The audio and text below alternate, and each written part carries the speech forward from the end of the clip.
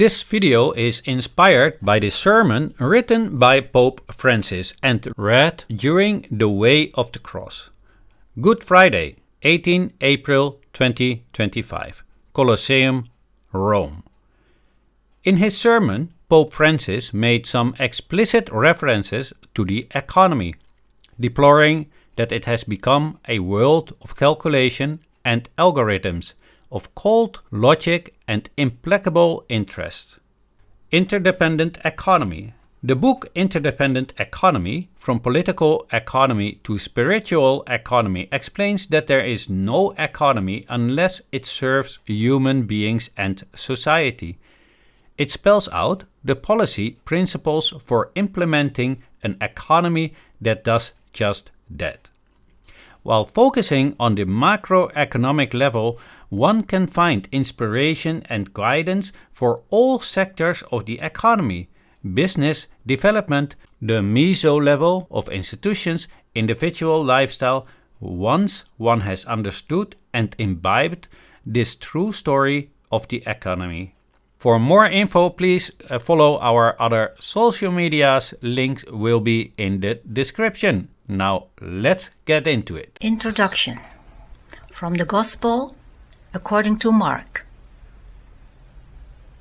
10.21. Jesus, looking at him, loved him and said, "You lack one thing.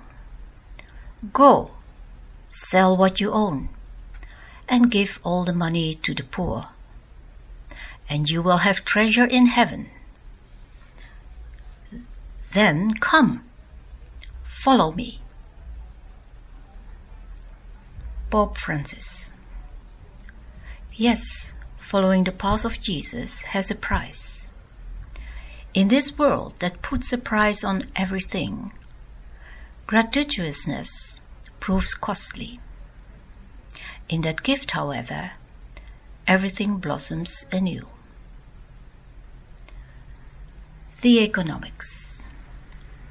Voluntary service in the private home, in the community, or through organizations, local or worldwide, is the core of all economy. The free rendering of service to one another without market price is the true free trade. Without such gratuitousness, the monetized part of the economy, the markets where everything has a price, our gross domestic product, crumble and lose their value-creating power. Interdependent Economy Policy Proposal. Part 1, Chapter 3. Economy is much more than the monetary. Footnote 2. Rough estimates show that $16 trillion, that is 70% of the $23 trillion of global output, is performed in the non-market sector. This estimate includes the value of unpaid work by men and women, as well as the underpayment of women's work in the market. Voluntary work. The existence of a joyful will to assist each other in this way is an economic good. Macroeconomic policymakers should take a clear view of this fact. To exclude the non-monetized productive sector from their planning is a mistake they cannot afford to make, and society will have to pay. Second station. Jesus carries his cross.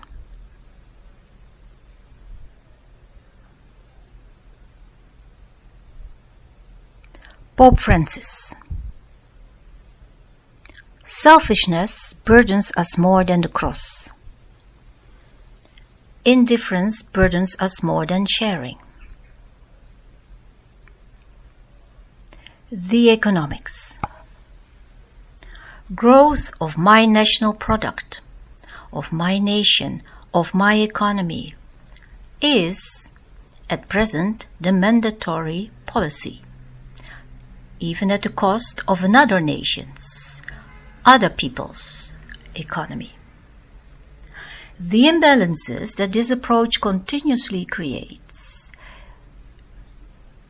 like financial crisis, economic recessions, structural poverty, destabilizing migration movements, exhaustion and polluting of our natural resources, wars and military conflict, become the burden that we all must carry, not stopped by national borders.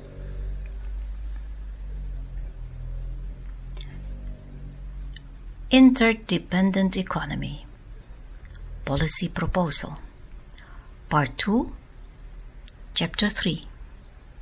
The measure of good economy, money or people. Should we opt for a metric that counts money units, like the GDP, Gross Domestic Product indicator, but does not inform about the economic lives of people? Or should we opt for a metric that monitors the inclusion of people in the cycle of the economy? Production, consumption, production, and so on. This is the people quality indicator. The GDP indicator leads us on a path of exploitation and destruction of people's lives and of the natural resources we need to live off.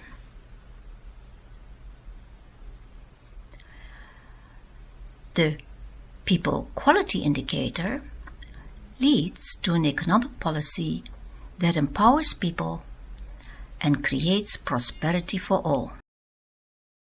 Third station. Jesus falls the first time. Pope Francis.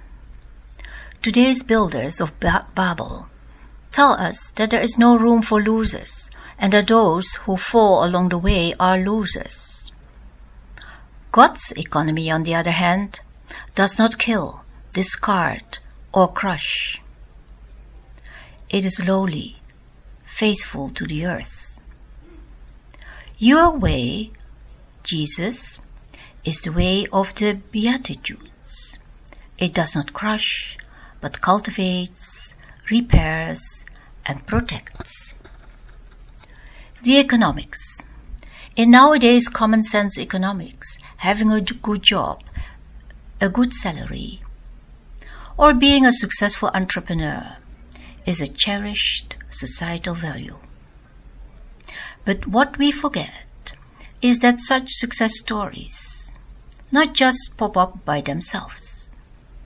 They must be nurtured into being, and some more than others.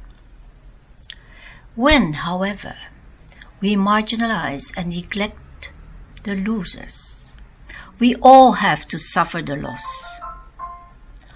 The loss of talent, of productivity, and of happiness altogether is then subtracted from society's arithmetic calculation. Interdependent Economy. Policy Proposal. Part 2, Chapter 4. 2 pillars of policy, all for individuality. The one pillar is to secure basic existence for all. The other pillar is to take care of common matters that arise when many individuals go about their economic business. By not letting losers fall by the wayside and instead focus collective policy on supporting and nurturing them, society secures the economic power of all its citizens. Obviously, that is a plus for the economy as a whole. Having taken care of the basic life of all economic operators, Government intervention may then gradually recede and leave the economy to the dynamic of individual interest and responsibility. Policy can restrict itself to regulating the undesirable results of self-interested behavior of individuals. For instance, dumping your toxic waste into the river, that are harmful to the common good. Equally, government policy should facilitate collective needs that cannot be provided for by the individual. For instance, infrastructure, banking regulations, and much more. Seventh station. Jesus falls the second time. Pope Francis. Humans are not mass-produced, but handcrafted. We are unique treasures, a blend of grace and responsibility.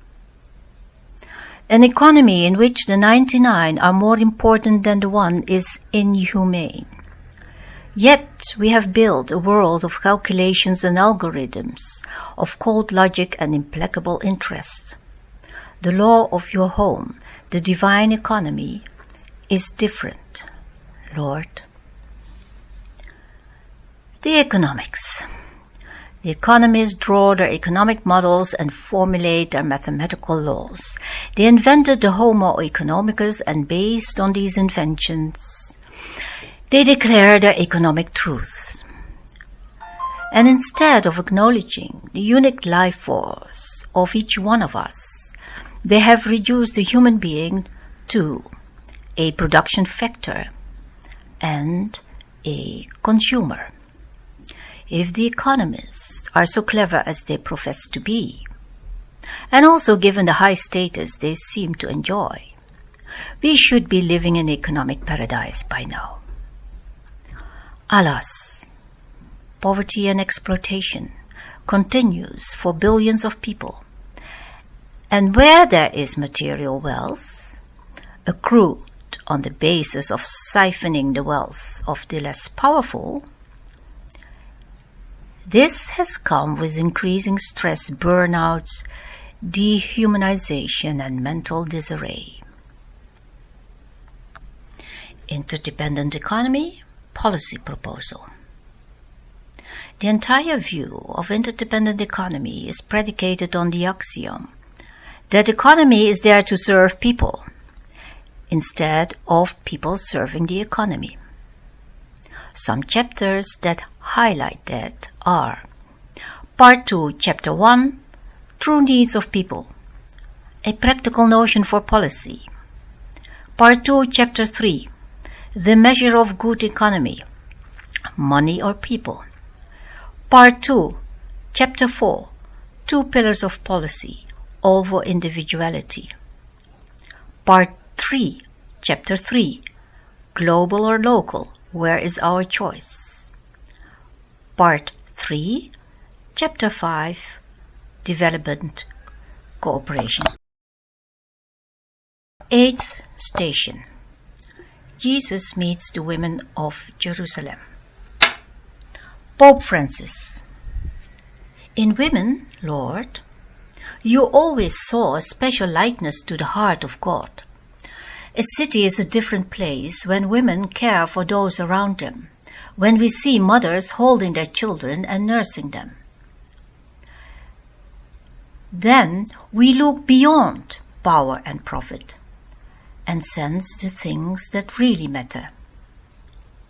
For the heart is where things connect, and thoughts and decisions are born. The economics.